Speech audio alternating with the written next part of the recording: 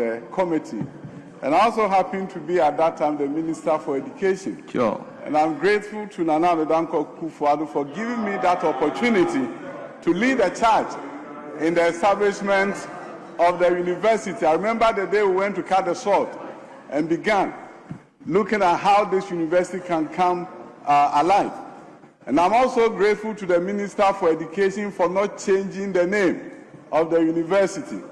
The name that was given to it in the bill that was coming before this House is the name that has been maintained, and I'm grateful to you, Minister. And I also want to say this, that this is all about continuity. And continuing this and going there to make sure that we can open this school is something I want to commend my colleague for. But today is a very good moment for all of us, for our nation, that we are going to have a university that will lead the charge in STEM education and continue to do more for this country. I'm very grateful to the chair of the committee and to all those members of the committee that helped this effort. Thank you, Mr. Speaker. Yes, Minority Leader.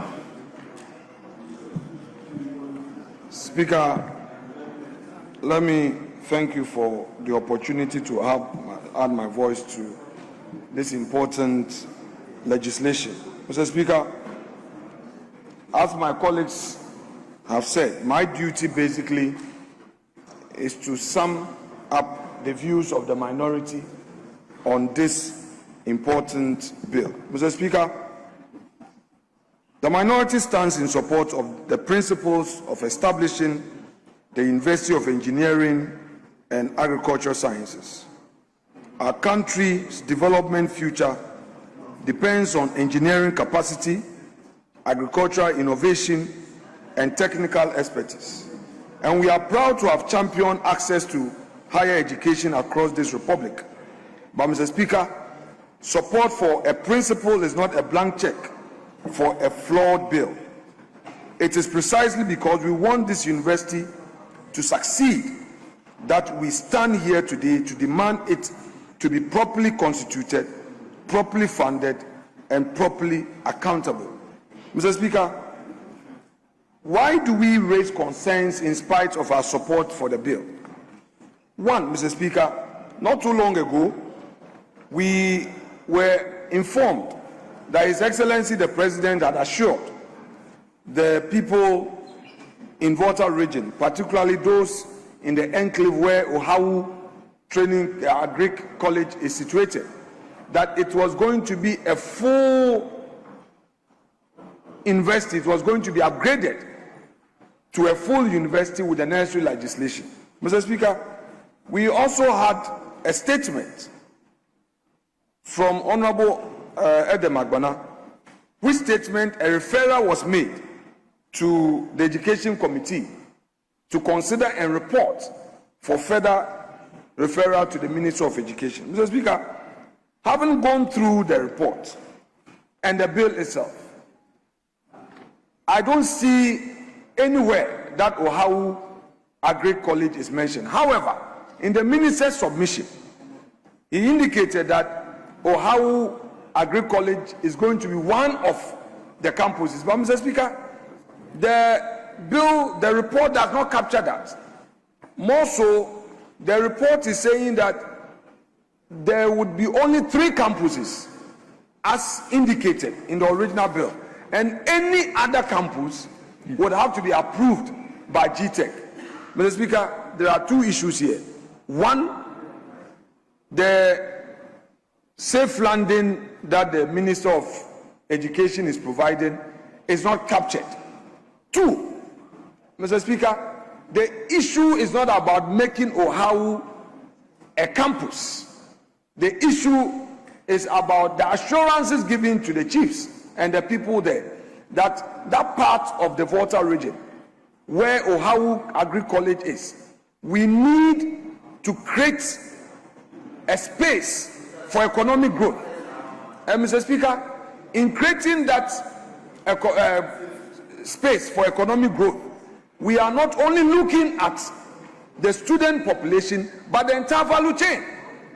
Mr. Speaker, in fact, the day this statement was made, my dad was very happy because it was one of the early student who trained in that college, and was later sent to Modena for Agric mechanization training. So the 82-year-old man was very happy. But we hear from the Minister of Education that now it is going to be a campus and it's not even captured. Mr. Speaker, will beg a very huge question for an answer. I therefore would want the policy to be reconsidered. Mr. Speaker, that said, the respected Honorable Collins Dauda made a very profound statement, and I don't want that statement to just remain the way it is. First, I adopt that aspect of his contribution as though they were mine, and at the risk of adding to the superfluity of that statement, let me say a few things. Mr. Speaker, oftentimes we initiate, but we forget about the value chain, the end product. Mr. Speaker, we have so many universities in Ghana. I'm not against establishing universities, but what practical policies do we put in place for job creation? And Honorable Collins Dauda couldn't have said it better. Mr. Speaker, there's a huge national security threat. Yesterday, I met a 70-year-old man, at Achimota Golf Course. And he said to me, Alex, you the political leaders, can't you sit down and agree on the core national issues? Education, health. You cannot focus on these two and benefit from its positive effect in job creation and the private sector. Each one of you come in, you get your 4 years, and you are thinking of how to undo the other in terms of policy. Mr. Speaker, what has become of the National Development Planning Commission? 2 weeks ago, when I had the opportunity of addressing a gathering on centrism, it was one of the issues I addressed. The National Development Planning Commission is there and is toothless. We, the political leaders, have turned it into some partisan body. It is not supposed to be so. Our partisan manifesto must find expression in that national policy, and any political party must subscribe to that national policy. Mr. Speaker, that would mean having practical steps embedded in a policy for job creation. Mr. Speaker, the over 506,000 youths who bought the forms, who are graduates, Mr. Speaker, for security recruitment should be of worry to us. Establishing this university, Mr. Speaker, colleague, please, establishing this university would lead to educating our people, but would it lead to creating jobs? Mr. Speaker, let's go to Switzerland. Switzerland, as a country, Mr. Speaker, they have a policy which encourages apprenticeship. Mr. Speaker, I'm not against university education, because we live in a fluid media environment. I'm very careful how I put this so that somebody will not go somewhere and say Afenyo Markin or the minority are against establishing universities, or they don't want many Ghanaians to benefit from university education. No. But at the heart of the job creation, the job market, is technical education, vocational training. There's nothing wrong with calling it engineering institution. But Mr. Speaker, there's a huge space where our youths lack technical education. We are investing in formal education, helping our children to earn white-collar job certificates. So he has a degree and he looks down on some apprenticeship that would have even created opportunity for him. I think the policy should be broader, and I'm happy the Minister of Education is here. We are making a huge mistake. We complain about Galamsey, but a lot of them are frustrated and they are there. is a serious national security threat. This is not a period for partisanship. It's about our country, Ghana, and the policies that we implement and enact as a people. We've been elected to a privileged situation. The people have a high expectation. And the nature of the world of today, they know more than we think we know. We may be taken by surprise someday, maybe soon. And then when that someday comes, that someday will not know NPP or NDC, gentlemen and ladies. When that someday comes, there will be no distinction between NPP and NDC. So I am taking advantage of this opportunity to urge upon us. Once we create the opportunity for education, let us equally be serious about what will create the jobs, support for the private sector, opportunities for those who would want to go into industry, focusing on technical and vocational education, making apprenticeship attractive so that there will be equity, there will be balance. Somebody who has the knowledge will not necessarily say, I am going to university for a degree to become somebody in society, but somebody who goes to learn welding and learns it well and goes through a period of training will be proud of being a welder because his bread will be buttered as a welder, rather than churning out a lot of graduates, degree holders, and they are in the system and they will not want to go into any apprenticeship because he has a degree. Meanwhile, the opportunity is in technical training. Mr. Speaker, I would conclude by saying that in Ghana today, a lot of the youth who are well skilled in vocational training from Nigeria, from Togo, from Burkina, are the ones at all construction sites. So government will say, I've created, say, 500,000 jobs. But those jobs, are they jobs that Ghanaians are doing? No. Each one of us here, let's go to all the construction sites. You want a mason, Togolese. You want a carpenter, Nigerian. You want a steel bender, Togolese. Those who do POP, tile laying. Mr. Speaker, there's a huge job opportunity there. But because our people have not been trained in that area of skill, all of them are chasing masters, BSc, BA. That space has gone to others who are foreigners. And our people are now complaining. One day that they will say Choboy on us, we may not have anywhere to hide. So, Mr. Speaker, I conclude by urging upon the respected Minister of Education, who was once upon a time a leader of this House, to take this contribution from Honorable Collins Dauda and my good self on board and enact a policy out of these views aimed at addressing technical education. Mr. Speaker, the Minister of Education, Honorable Yao Educhum, as he then was,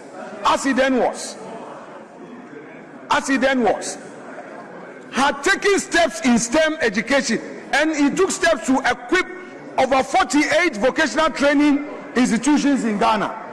He started that project. Honorable Minister of Education, your steps are commendable, but I urge upon you to continue that part of technical and vocational education, make apprenticeship attractive, help a lot more of our children. Instead of chasing for white-colored certificate, they should also chase for their trade. In Sanrejuma, they say it in France, in Sanrejuma, they should choose trade so that, Mr. Speaker, when government is creating jobs in construction, our people will be there. You come to Winneba, almost all construction sites are being taken over by foreigners. They have trained. Togolese have invested in vocational and technical education. In Nigeria, a lot of investment in vocational and technical education. But we have invested heavily in white-colored certificates. Even our nurses, our teachers is a problem. But a lot more may not want to be teachers or nurses.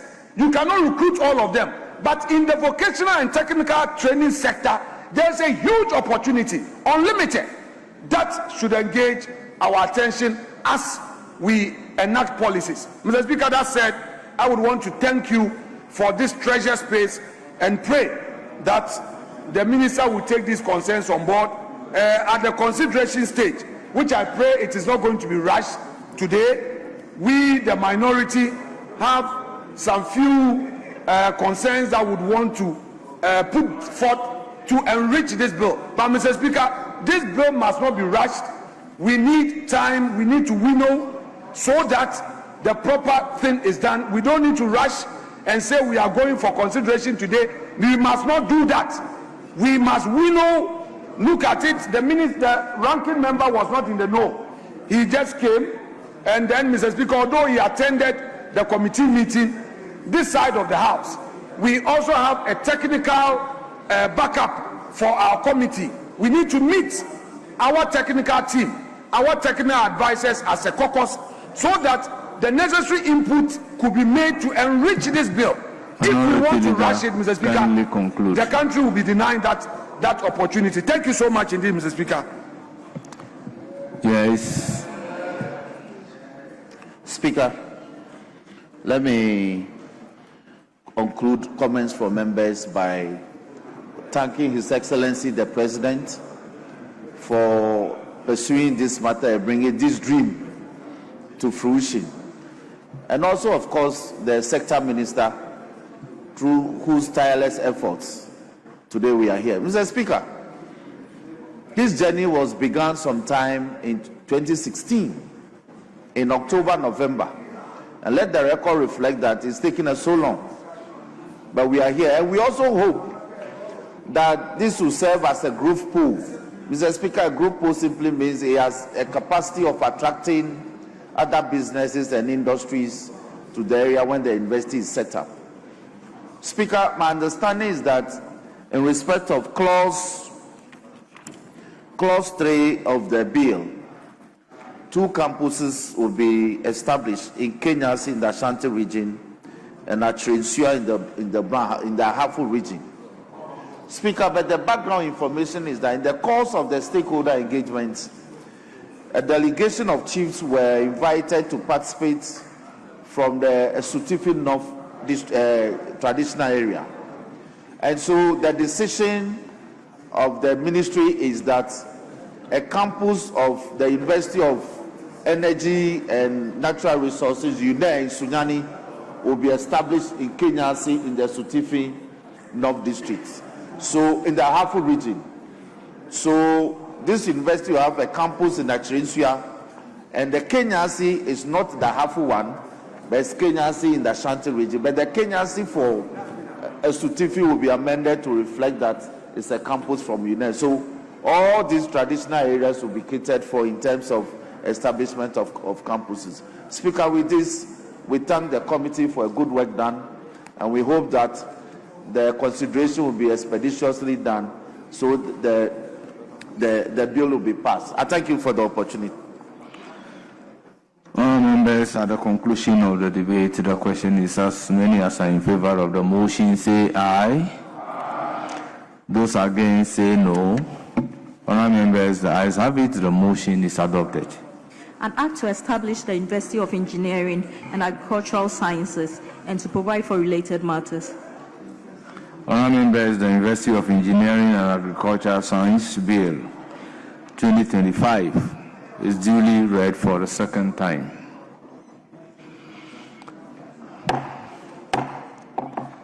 Yes, Majority Leader. Speaker, may we, Speaker, we want to move to consideration. Let's do consideration, Mr. Speaker. The mood of the House is that... Honourable members, as we engage, permit me to acknowledge the presence of our pupils from BCSC Catholic Primary and KG led by Robert Mensah, a teacher. They are from Ajumako Enyang. SCM, they numbered 67. All members, on your behalf, I welcome them to Parliament and urge them to have a fruitful visit. You may kindly resume your seats. Yes.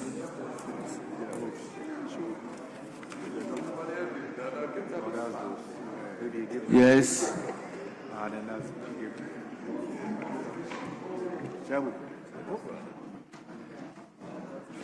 Honorable Majority Chief Whip. Honorable Majority Chief Whip, what is the next business? Mr. Speaker, the proposal is that we take motion number 4 on order paper addendum. Speaker.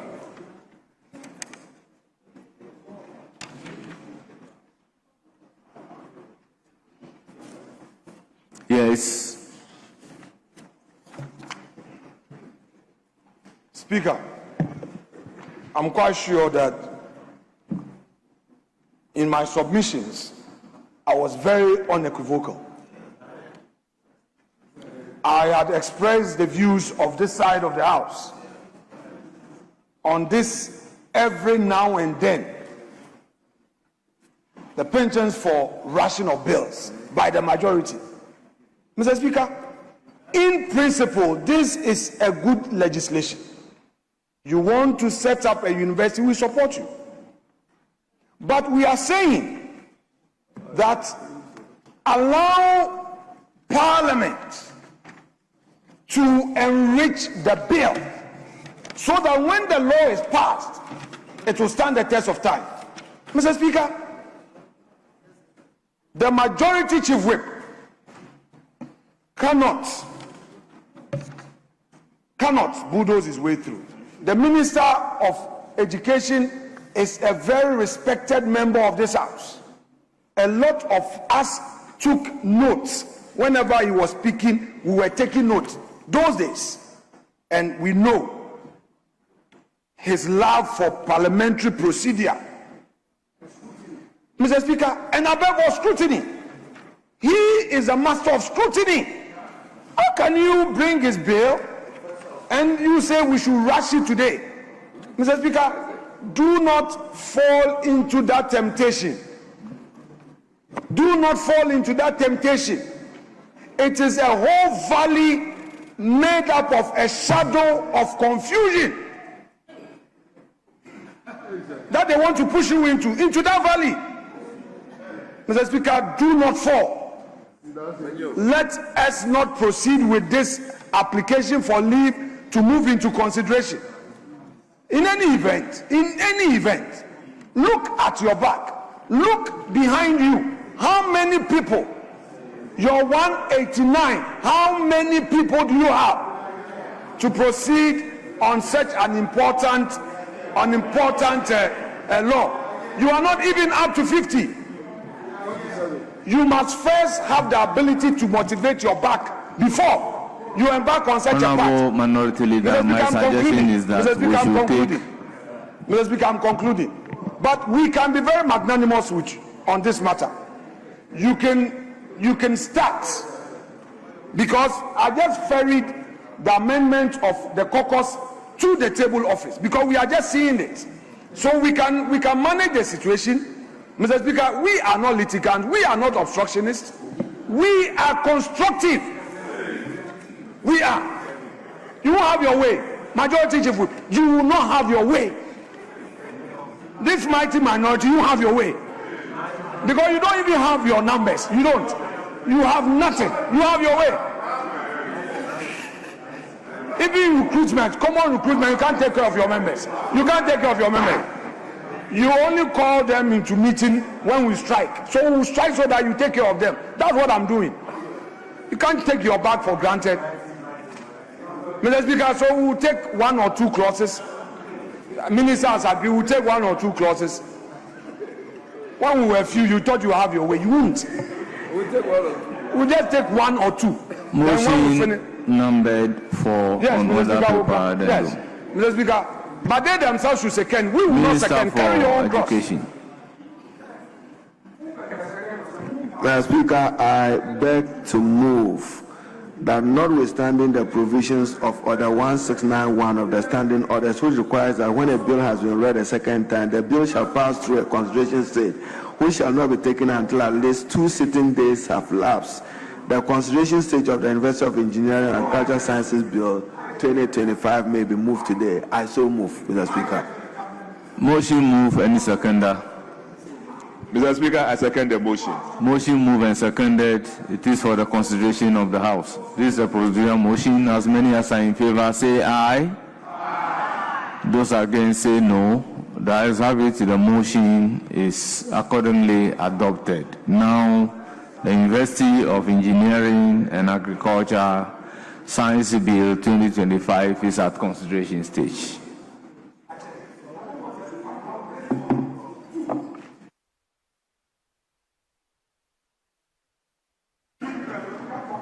Clause 1, Chairman of the Committee. Establishment of the University of Engineering and Agricultural Sciences.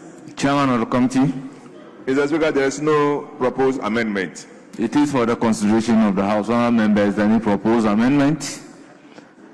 In the absence of any proposed amendment, I'll put a question to Clause 1. As many as are in favor say aye. Those against say no. The ayes have it. Clause 1 is ordered to stand part of the bill. Clause 2. Aims of the University. Chairman of the Committee, amendment II at page 2 of order paper addendum. Amendment proposed. Aye. Yeah. Subclause 1, paragraph C, line 3. After research, insert and innovation. I so move. Members, the proposed amendment is for your consideration. In the absence of any further amendment, I'll put a question. As many as are in favor of the amendment proposed by the chairman of the committee say aye. Those against say no. The ayes have it. The proposed amendment by the chairman of the committee is ordered to stand part of the bill. Chairman of the committee, aye. Thank you, Mr. Speaker. Amendment proposed. Subclause 2, paragraph B, line 2. After teaching, insert learning. Members, the proposed amendment is for the consideration of the House. Any further amendment? I'll put a question. As many as are in yes. Mr. Speaker, if I got the chairman of the committee right, he said the proposal is to 2B.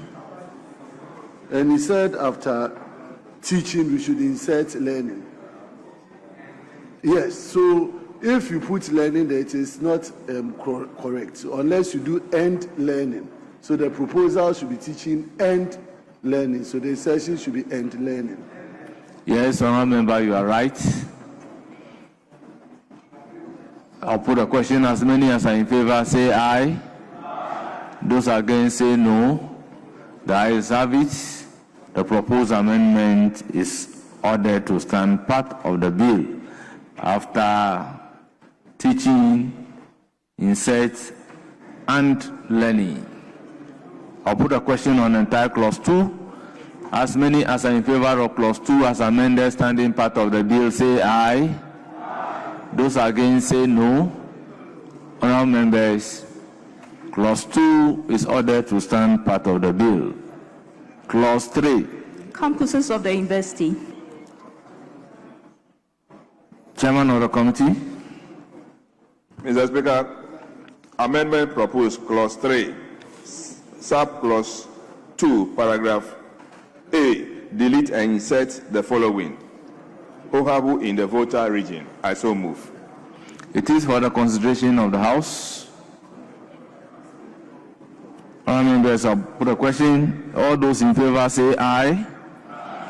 Those against say no. The ayes have it.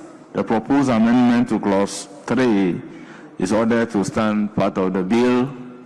Now I'll put a question on the entire clause 3. As many as are in favor of clause 3 as amended standing part of the bill say aye. Those against say no. The ayes have it. Clause 3 is ordered to stand part of the bill. Clause 4. Award of degrees, diplomas and certificates.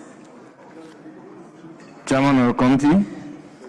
Mr. Speaker, there is no proposed amendment. It is for the consideration of the House. Honourable members, any proposed amendment to clause 4? In the absence of any proposed amendment, I'll put a question. As many as are in favor say aye. Those against say no. The ayes have it. Clause 4 is ordered to stand part of the bill. Clause 5. University Council. Chairman Ivy.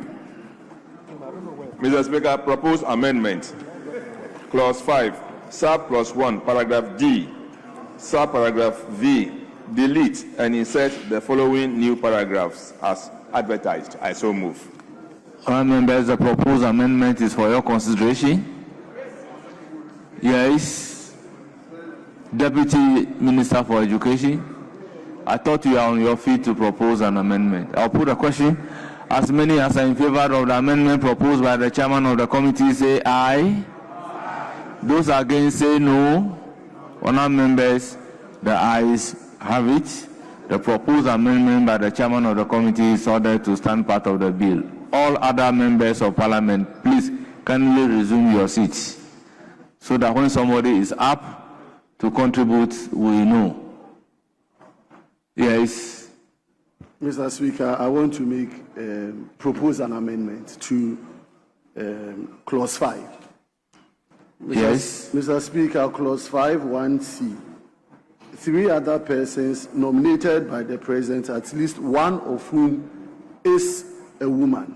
Mr. Speaker, in favor of affirmative action, I propose that the 3 nominees, at least 2 of them should be a woman.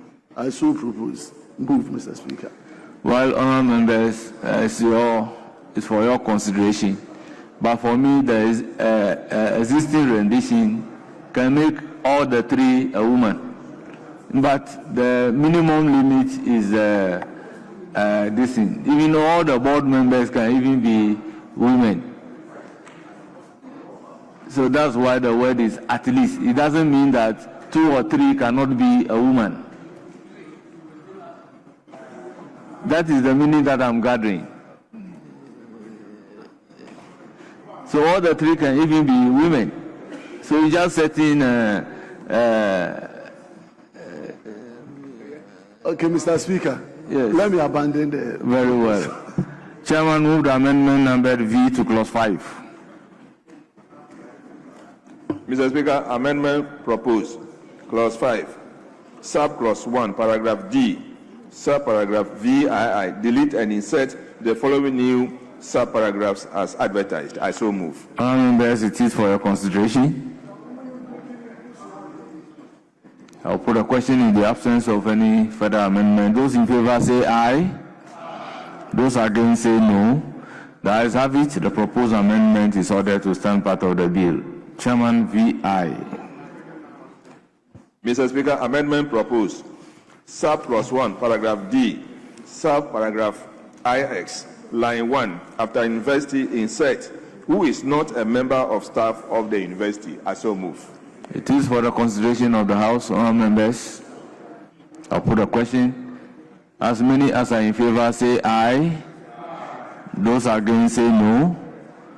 Honourable members, the proposed amendment by the chairman of the committee in VI is ordered to stand part of the bill.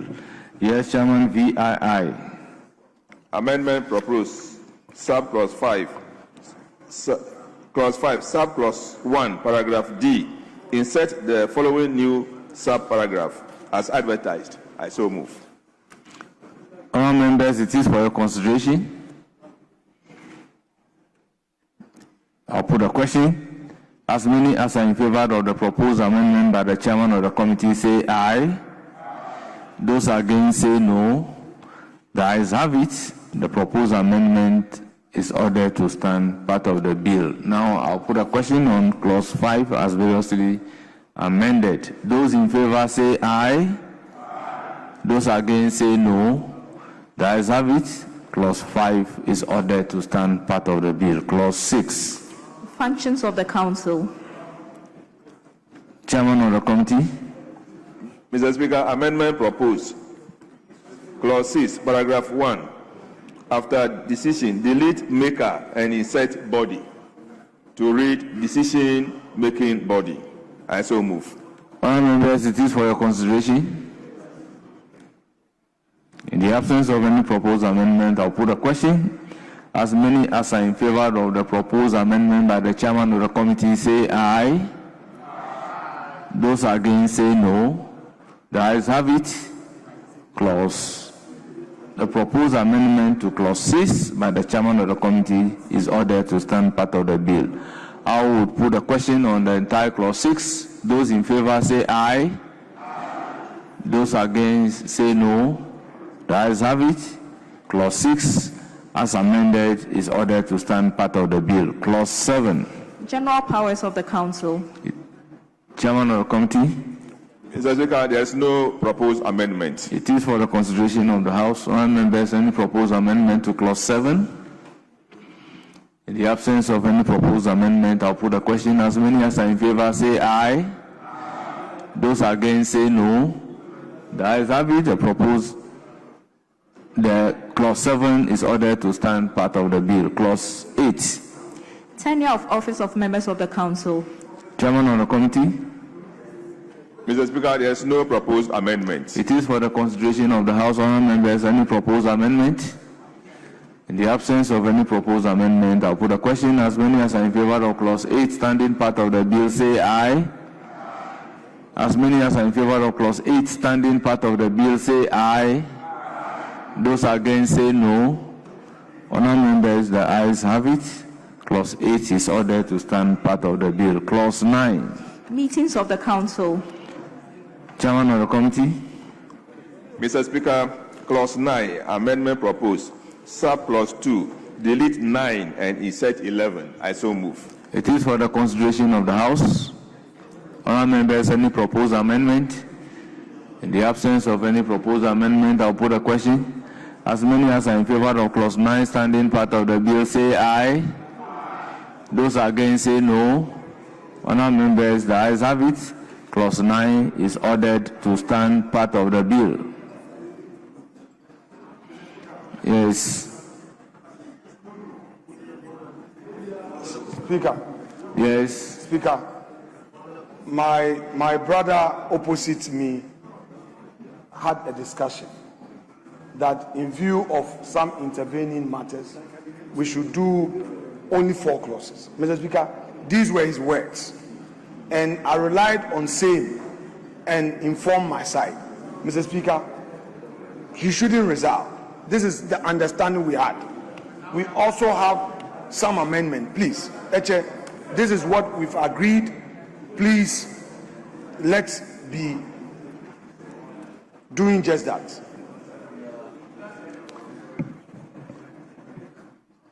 Yes, so honorable members, can we move to the Securities and Intelligence Bill and continue?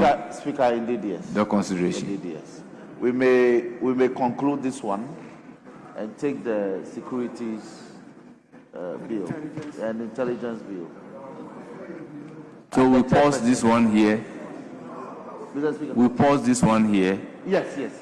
For today. So For today. This brings us to the end of the consideration stage of the University of Engineering and Agricultural Science Bill 2026 for today.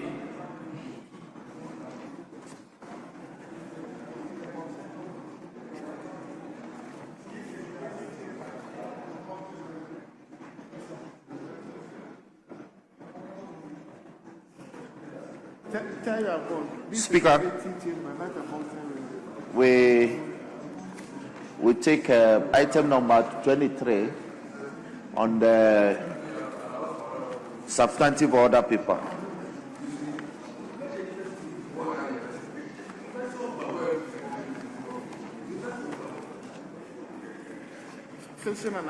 Honourable members, the Security and Intelligence Agencies Bill 2025 at consideration stage. That one we take 15.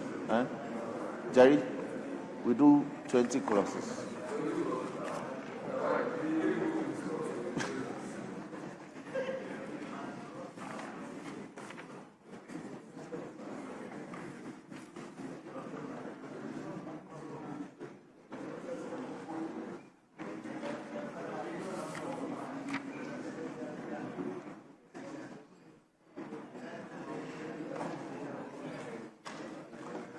Honorable members will defer clause 14, 16, and 17 as the Unowing Committee been able to work on them.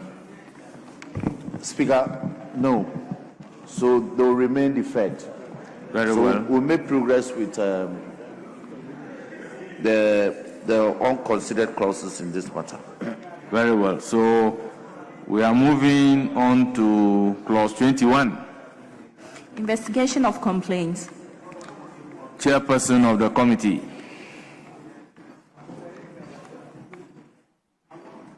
You have amendment as in VI. Yes, Mr. Speaker, there's a V to start with. Very well. V before VI, yeah. Yes. Clause 21, amendment proposed, subclause 1, paragraph B, line 1. After Director General, insert concerned. I so move. Honourable members, the proposed amendment is for the consideration of the House.